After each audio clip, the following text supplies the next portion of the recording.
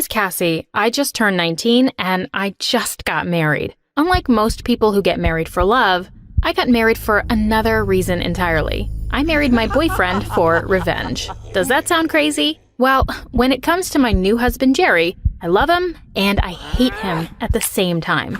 Do you ever feel the way I feel? If you do, please click the like and subscribe buttons. Here's my story. To be perfectly honest, the happiest person at my own wedding wasn't the bride. It was my father. He practically forced me to marry because Jerry's rich family was investing in my dad's business that was going bankrupt. It wasn't so bad at first. I really fell in love with Jerry because he's so handsome, charming, and funny. But when I got to know him more, I found out that he had one major flaw. When Jerry declared his love for me in front of our friends and family, my heart fluttered in my chest. I looked lovingly back at him. But at the reception, I heard Jerry flirting with one of my own bridesmaids. "You're so lovely," he said. "If I weren't marrying Cassie, I would marry you." Underneath his charming smile, Jerry was awful. He was such a flirt. I can't believe he was hitting on another girl at his own wedding. But then, I caught him staring at another woman while we were doing the conga line. I pushed his hand away from my waist and then he tripped and fell flat on his face. The party came to an abrupt end because Jerry broke his front teeth. He was in such pain and we had to bring him to the dentist right away.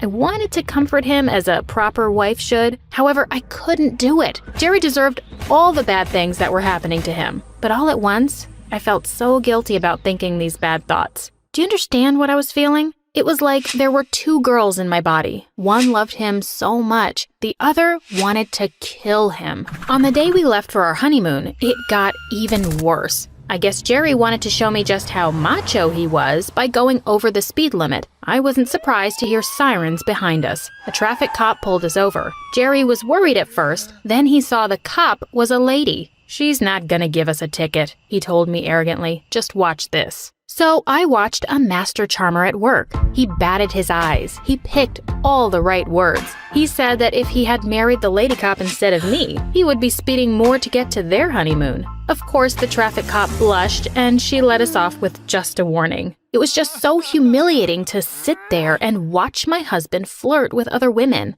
I wanted to punish Jerry by the time we got to the airport, but again, the universe did it for me. We were checking in when airport security stopped us. Apparently, there was another man with the same name who was a criminal and was trying to flee the state. Jerry went through a completely humiliating body search and a long interrogation in the detention center. A part of me hated it that I had to vouch for his identity, but I had to do it. Instead of being grateful to me, Jerry was in a terrible mood by then. He felt even worse when he found out that I had changed our honeymoon destination. You see, even before our wedding day, I secretly canceled our reservation in a 5-star resort hotel. Instead, I found a secluded bed and breakfast in the middle of a deserted island, in the middle of a lake, in the middle of hurricane season. And I didn't do it for romantic reasons. We grabbed a quick bite before boarding our plane. Of course, Jerry was flirting with the waitresses too. I wanted him to choke on his food. I wanted him to fall off his chair. But Jerry was in for a worse fate. I guess the spicy tuna sandwich didn't agree with his digestion, because by the time we were already up in the air, Jerry was headed for the plane bathroom where he spent most of the flight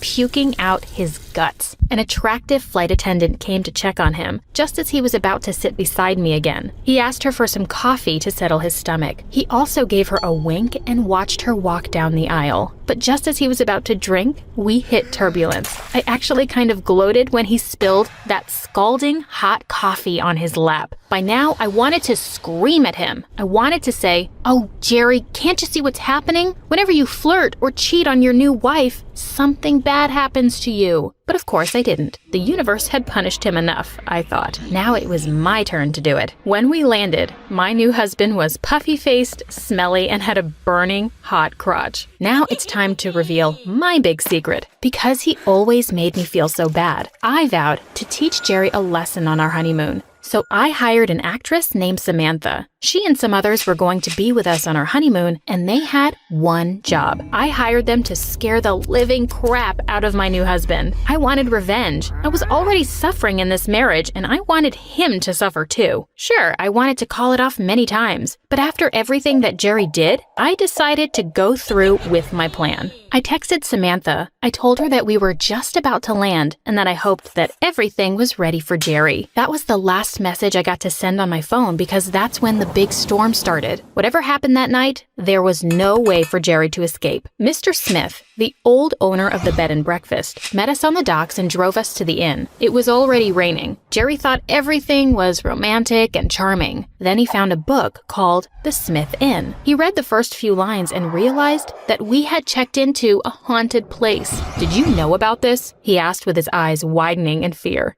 I pretended to be shocked and scared. "This building wasn't built as an inn. It used to be an orphanage," Jerry said with a squeal that wasn't macho at all. "They closed it down because they were using the children for experiments a few decades ago, and then they turned it into an inn that's rated to be the most haunted place in the world." I wanted to laugh in Jerry's face, but I had to keep my cool. I reminded myself to give Samantha a big bonus for planting that book. It was absolute genius. I tried to reassure Jerry that everything was going to be just wonderful on our honeymoon. Then Mr. Smith called us for dinner. He served us their house specialty. It was black blood stew with some aphrodisiacs thrown in. "We call it our love stew," he said before he left us for our meal. Jerry was looking cautiously at his food. In truth, it looked gross, but it was delicious. Whatever was in there, I was sure that it was all edible. This was just all a part of the plan. Jerry was about to take a bite when a strange but beautiful woman came in. "Good evening," she said. "I hope you are having a good time." Jerry's eyes lit up. He smiled his killer smile at the woman and asked if she knew about this place.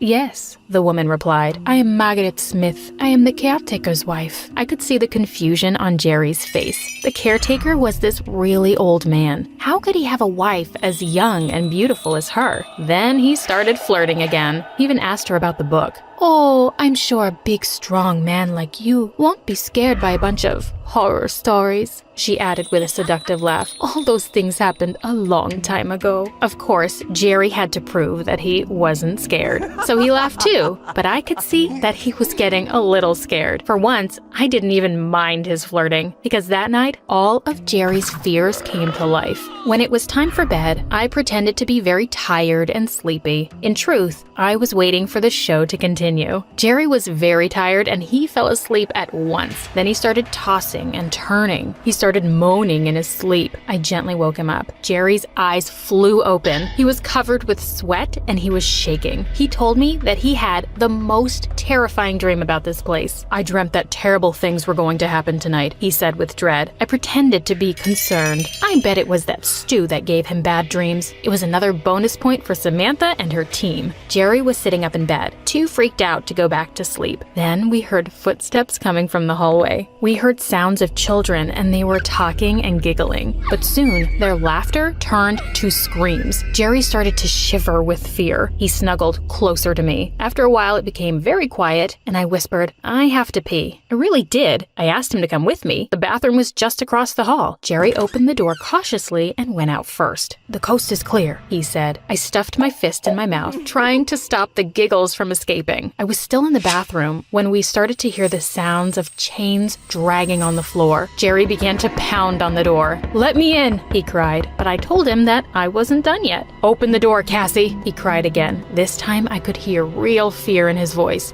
This was the moment I was waiting for. I told him that I would open the door if he admitted that he had a problem. He was a terrible flirt and a terrible husband. The sound of chains was getting louder. I heard Jerry run back to our room. "Oh no," he said. "Our room is locked. Please, Cassie, if you really love me, open the door." Suddenly, I felt guilty again. Wasn't it enough that Jerry had gotten so much bad luck so far? My heart softened a little, so I opened the door. But now, instead of just chains, we started to hear someone screaming. Jerry grabbed my hand and sprinted for the stairs. "Run," he gasped. But even before we reached the stairs, a child appeared in the hallway behind us. "Help me," she said. Jerry couldn't contain his fear anymore. He squealed like a girl and practically flew down the stairs, dragging me with him. We were panting when we burst in the kitchen, and Margaret was there. "There's something scary up there," Jerry shrieked. He looked like a terrified little boy. "Oh, don't be silly," she said with another laugh. "Would you like a midnight snack?" She turned around to make a sandwich, and we saw that there was something on the back of her blouse. Jerry walked closer to Margaret, as if to wipe it off. Then he gasped. It wasn't dirt or mud on Margaret's blouse. It was fresh red blood, and there was a short silver handle poking out of it. When she turned around again, Jerry roughly pulled me behind him.